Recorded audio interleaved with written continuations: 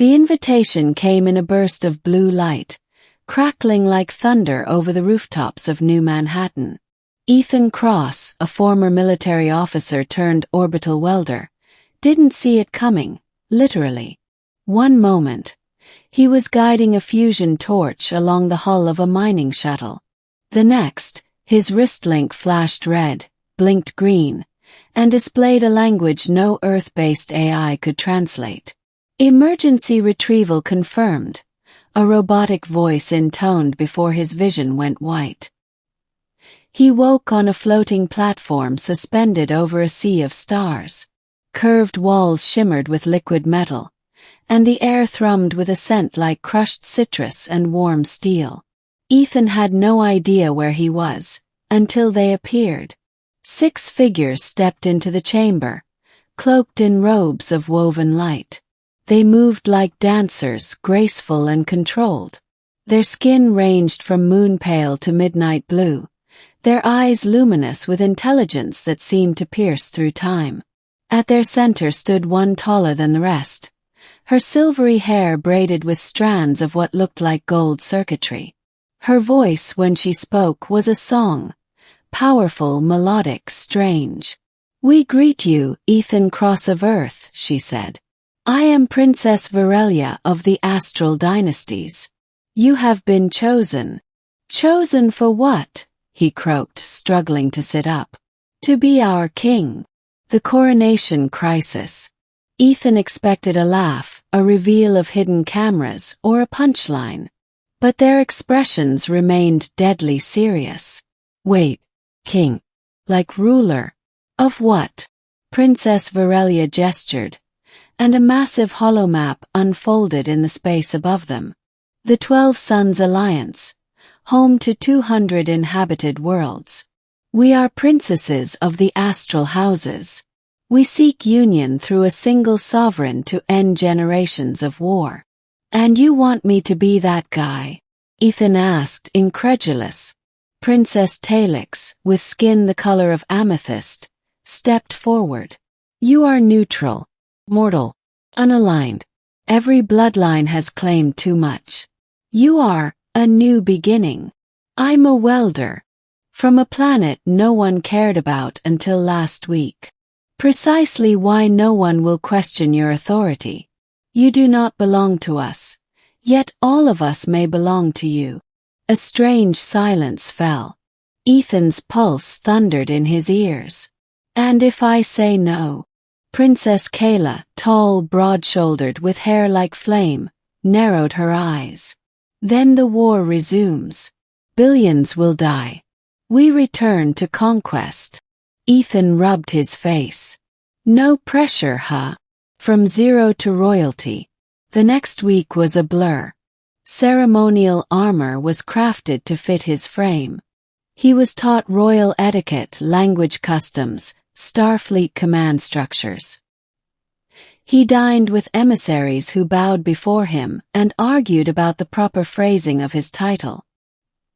He learned the names of the 6 princesses who represented the great astral houses. Virelia, strategic and serene. Kayla, fierce and battle-tempered. Talix, mystical and wise. Zaressa, playful and cunning. Omari, reserved and analytical. Naerai, quiet but with the calm force of gravity. Each represented a house that held immense power. Military fleets, economic trade routes, even control over terraformable worlds. "Is this a marriage thing?" Ethan finally asked during a private council. "Be honest." Virelia nodded. "Not all unions are of flesh. But yes, some traditions require symbolic bonding." "Symbolic?" he echoed, uncertain. Talix smirked. "Some of us may require more than symbolism." Zaressa laughed like wind chimes. "You should see how many suitors we've rejected." "And now I'm the lucky one," Ethan muttered, half amused, half terrified. But the political weight of it began to make sense. Each house couldn't allow another to gain dominance. A human king, a neutral outsider, was the compromise. Still not everyone approved. The assassination at Elian's Rise. The coronation was to be held on Elian's Rise, a planet with gravity fields adjusted for all known species. The palace temple shimmered on a mountain spire above clouds lit by 3 suns. Ethan stood before a gathering of trillions, the signal broadcast across galaxies. The crown hovered above his head, a fractal lattice of light, bonded to his neural signature. And then everything exploded. A sonic blast tore through the palace dome. Guards fell. Energy shields flickered. Princess Kayla tackled Ethan as a projectile narrowly missed his chest.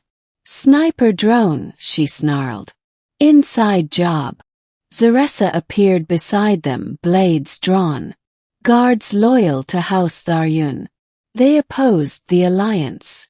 Talix conjured a sphere of protective energy, dragging Ethan into a side corridor. "You still want the crown, Earthman?" she asked. Ethan looked at the chaos, at bleeding guards, at the terrified faces of his would-be queens, and clenched his jaw. "Give me a damn weapon." The king's first decree. He wasn't trained in zero-G battle, but the military in him never left. He rallied loyalists, disarmed traitors, even brought down a drone with a thrown blade. The people saw it all. When the crown finally settled on his head, it wasn't ceremony, it was earned. "I, Ethan of Earth," he declared before a billion systems, "accept this title not for power but for peace. No more war. No more bloodlines fighting over pride. We are one." Cheers erupted, echoing across the stars. That night, the 6 princesses came to him, individually, privately. Kayla, with bandaged wounds and fire in her eyes, saluted. "You fought beside us. You're no figurehead." Virelia offered a long look, her hand resting over his heart. "You became more than a symbol. You became ours." Nearai whispered a single word before departing. "Home." A strange love among stars. Weeks passed. Treaties were signed. Former enemies bowed before him. Each of the princesses found their place beside him, not just as political partners but something stranger, closer. With Kayla, he trained in swordplay and war games. With Talix, he meditated under moons and learned the ways of ancient wisdom. Zaressa snuck into his quarters with puzzles and wine. Omari taught him to pilot star cruisers. Nearai never said much, but her silence felt like safety. And Virelia. She watched him like a star charting the course of a comet. Silent, intent. Then one night she kissed him without words. "You belong to all of us," she murmured. "But tonight let me be greedy." Ethan knew then that his role was more than king. He was the thread weaving peace into a divided galaxy. Not a conqueror, not a puppet, something new. When Earth responded, eventually Earth noticed. A diplomatic envoy arrived, stunned to find Ethan draped in celestial robes, seated on a throne flanked by 6 alien princesses. The UN ambassador stammered through his speech. "King Ethan." Your Majesty, sir. Earth offers congratulations. And seeks, trade partnerships." Ethan grinned. "You want to see what real power looks like? Let me show you the armada we just merged." Omari projected the fleet. 10,000 warships now under unified command, all sworn to a king from a world no one had cared about before. Earth fell in line, eager to be part of something larger, the threat beyond. But peace is never permanent. Far beyond the 12 suns, a dark fleet stirred, beings of ancient hunger, unknown to even the oldest houses. They devoured stars. Orb time. "They woke because we unified," Talix warned. "Our light summoned their darkness." The astral houses prepared.